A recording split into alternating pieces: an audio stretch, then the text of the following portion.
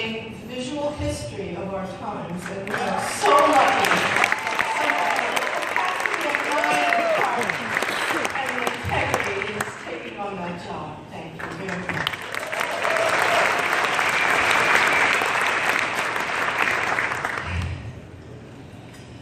I do like football.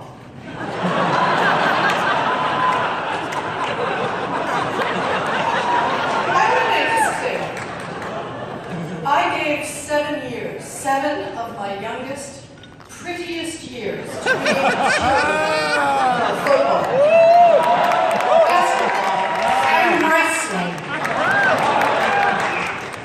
I have watched more Pee-wee football, Pop Warner football, JV and varsity high school football, JV and varsity college football, and professional football in 60 years than anybody here. I'm certain that's true. But if you hear a woman in a restaurant say, "My son is very interested in the arts," she's not talking about football or mixed martial arts. Because they're just not the same thing. Some of us like football, some of us like the arts, many of us want both in our lives.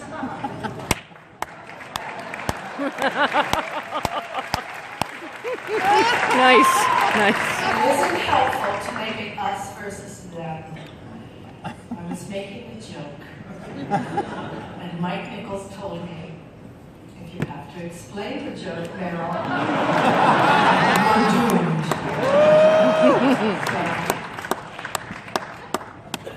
I honestly can't imagine what I have done to deserve this great honor.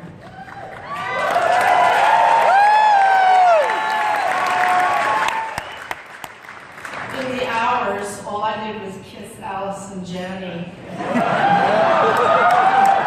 And take after take.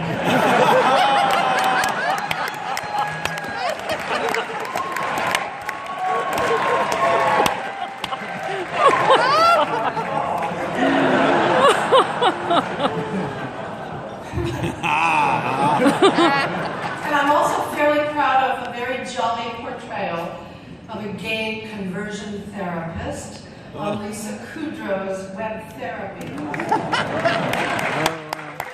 are vice president, might want to check out those episodes.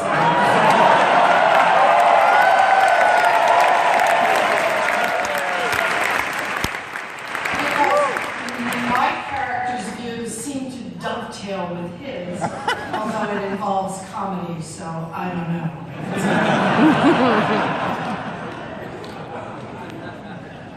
And I want to thank Chad and everybody at the Human Rights Campaign for this moving and very meaningful honor, which I dedicate to my gay and trans teachers, colleagues, mentors, directors, friends, all of whom should take the credit for me being up here, because they taught me from a very young age, and they continue to remind me every day of the very best lesson, and that is to be yourself and love and take joy.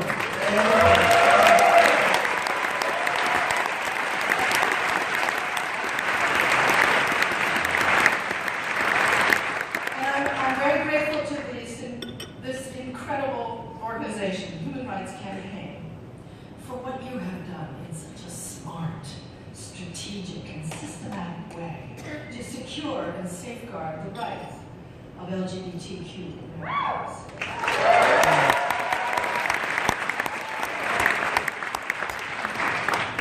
Most of the advances in acceptance and advocacy and law have come straight from the work of this organization. No, I don't know how straight. You know? You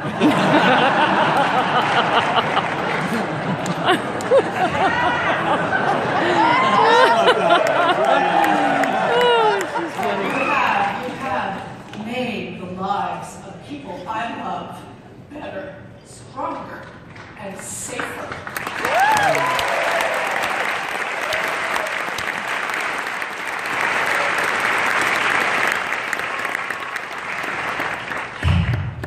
When I was a little girl growing up in middle-class New Jersey, my entire artistic life was curated by people who lived in the straitjacket of a very conformist suburban life.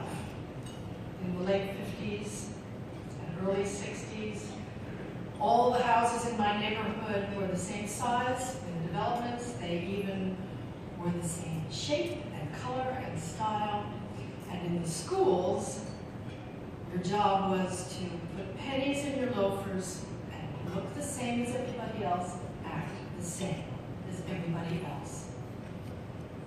Standing out, being different, was like throwing a target on your forehead. And you had to have a special kind of courage to do it. And some of my teachers were obliged to live their whole lives hidden, covertly.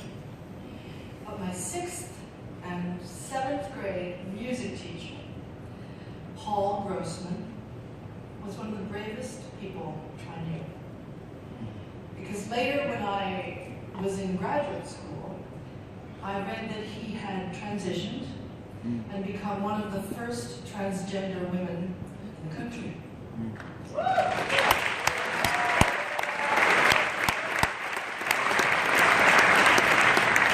And after the operation, she reported back as Paula Grossman to our middle school in Basking Ridge, New Jersey, where she had taught for 30 years and she was promptly fired. But she pursued her case for wrongful dismissal and back pay through the courts for 7 years, all the way to the Supreme Court. Unfortunately, her case was not accepted and she lost. But she won her pension under a disability allowance. Although she was disabled only by the small minds of the school.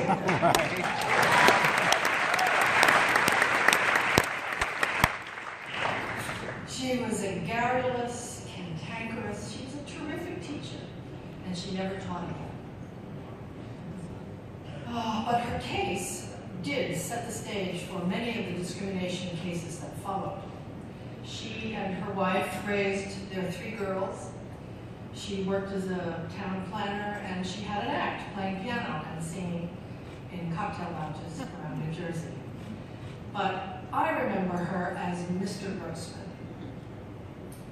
And I remember when he took us on a field trip to the Statue of Liberty in 1961. Wow. And our whole class stood at the feet of that huge, beautiful woman. And we sang a song that he had taught us that was taken from the lyrics. The lyrics were taken from the poem by Emma Lautis, engraved at the base of the monument.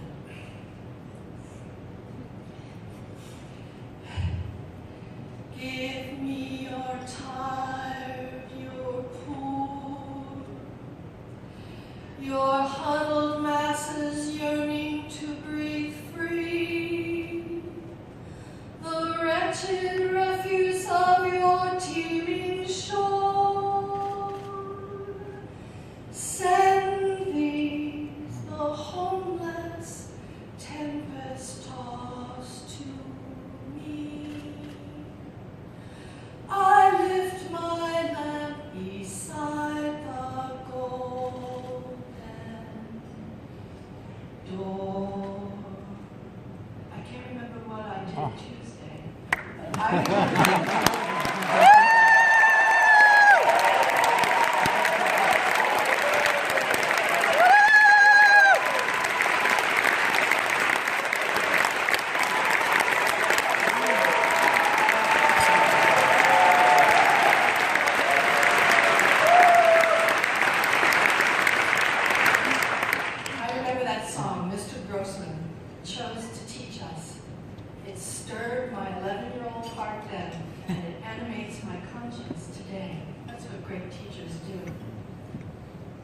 died in 2003. God rest her soul.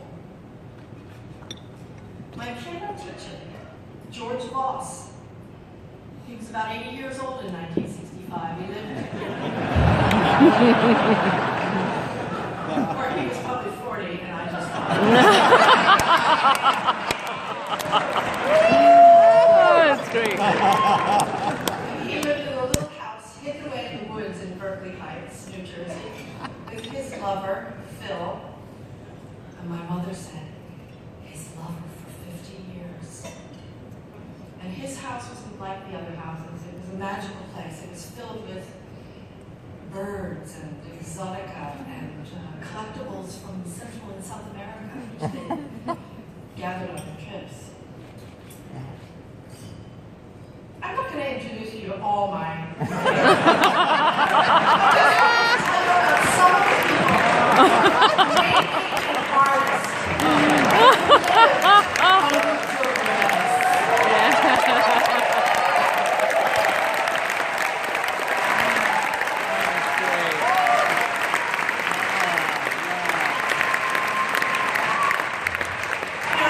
there is a good thing about being older.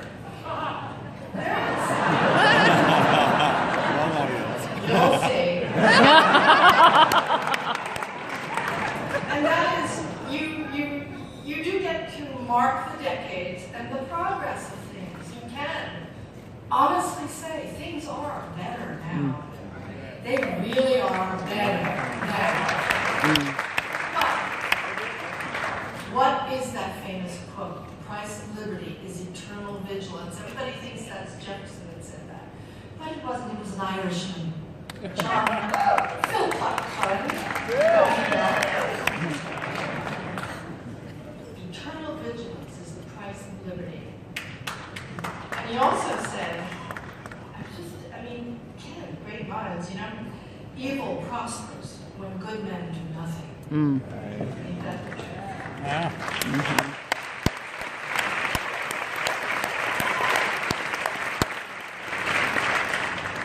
Okay, here's my theory. I'm going to go very fast, so you have to stay with me, okay? Human life has been organized in a certain way. The hierarchy's set, who's in charge, who makes the laws, who enforces the laws, pretty much the same way for 40,000 years. Yeah, I know. There were some small number of matrilineal cultures and some outliers who were more tolerant of difference, is very true.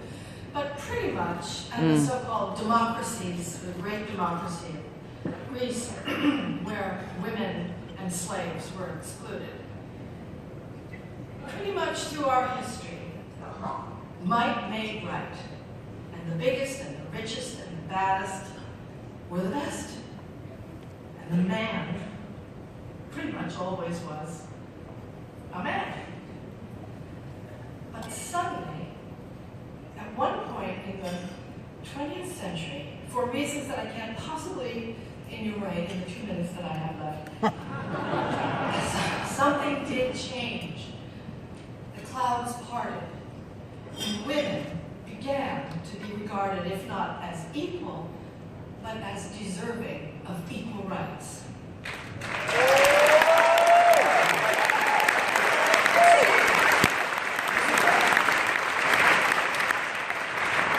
Men and women of color demanded their equal rights.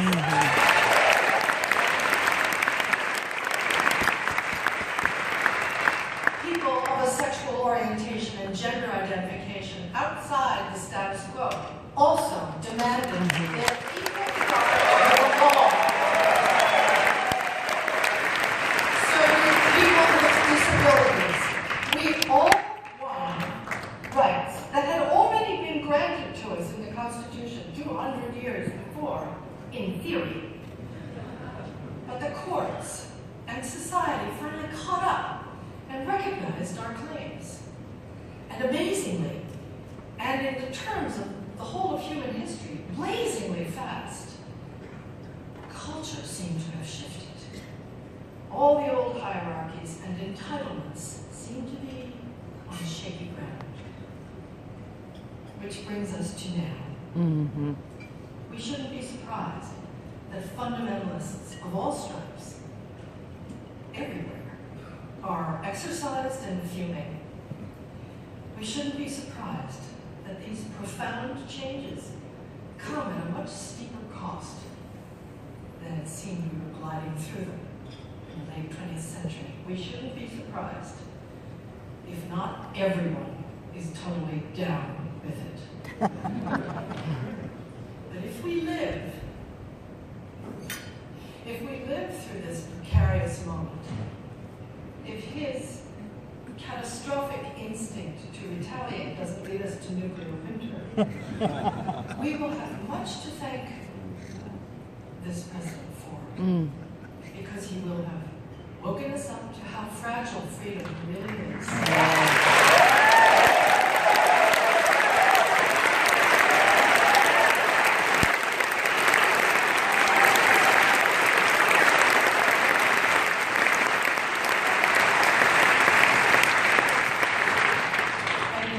His whisperers will have alerted us to the potential flaws in our balance of power in government, to how we've relied on the goodwill and selflessness of previous occupants of the Oval Office, and how quaint notions of custom, honor, and duty compelled them to adhere to certain practices of transparency and responsibility.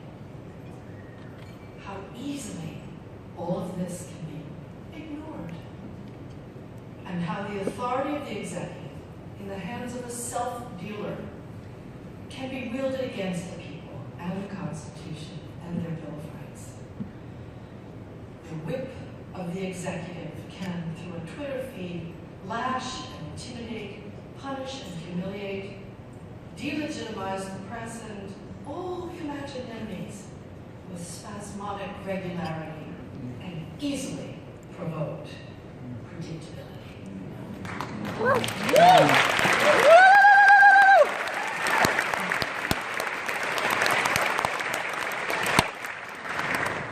So here we are in 2017, and our browser seems to have gone down. And we are in danger of losing all our information. And we seem to be reverting to the factory settings. But we're not. We're not going to go back to the bad old days of ignorance and oppression and hiding who we are.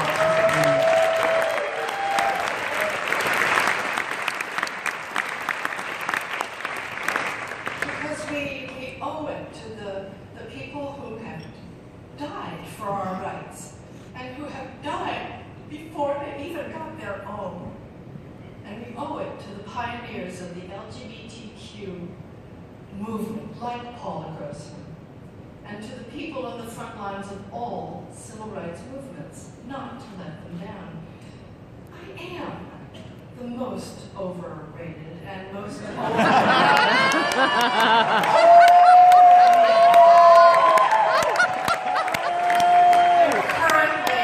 Currently, I am the most over-berated who likes football of my generation. But that's why you invited me here, right?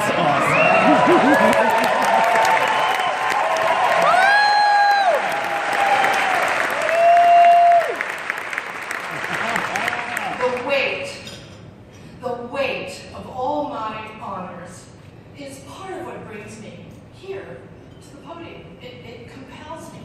It's against every one of my natural instincts, which is to stay the fuck home.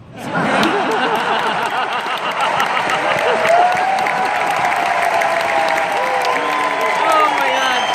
That's so great.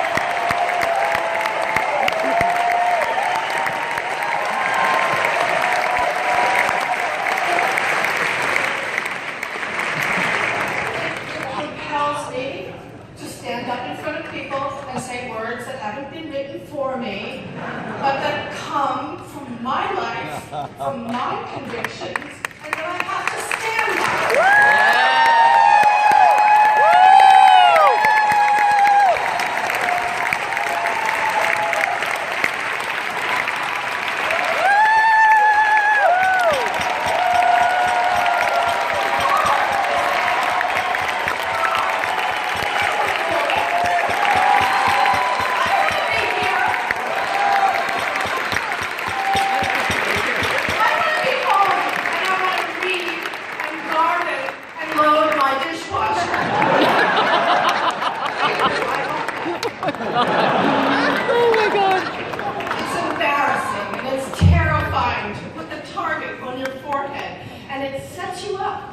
all sorts of attacks and armies of brown shirts and bots and worse. And the only way you can do it is to feel you have to. You have to. You don't have an option. You have to. Stand up, speak up.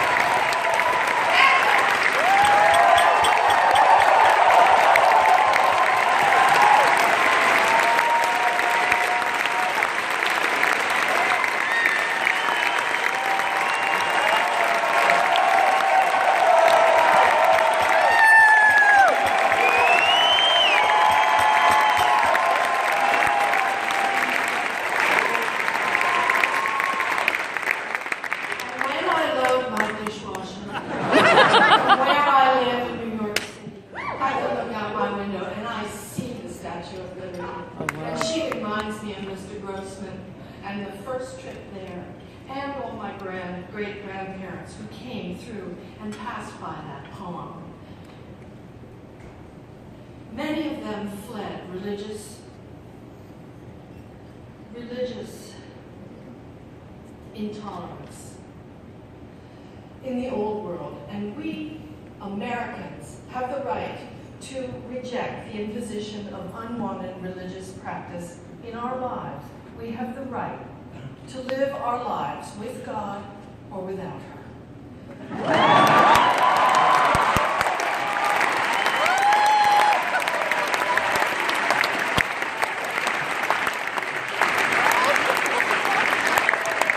There's a prohibition in this country against the establishment of state religion in our Constitution, and we have the right to choose with whom we live, whom we love, and who and what gets to interfere with our bodies.